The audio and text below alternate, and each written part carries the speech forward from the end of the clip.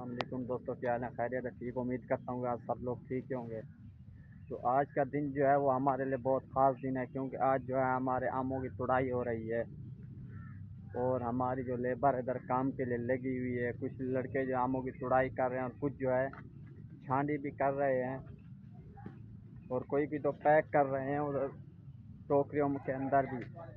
और मज़दूर जो है लगे हुए हैं, और हम भी जो है आमों की तुड़ाई के लिए जा रहे हैं। और हमारे इमरान भाई जो है सामने इधर आमों की तुड़ाई कर रहे हैं, और ज़हूर भाई भी। चलो हम आपको दिखाते हैं। ये हमारा ज़हूर भाई है, सामने इमरान भाई है, और ये नुमान भाई है। ये आमों की तुड़ाई के लिए आया हुआ है, अभी इसको लेके आया हूँ कि भाई ये मज़दूर है। और ऊपर हमने एक मज़दूर लगाया हुआ छत के ऊपर। ये देखें, ये जो है नीचे आम पड़े हुए हैं, क्योंकि आज हमारे आमों की तुड़ाई हो रही है, इसलिए आज हम बहुत अच्छा दिन है। और बाकी इंशाल्लाह हम आपको दिखाते हैं कि कैसे आमों की तुड़ाई होती है।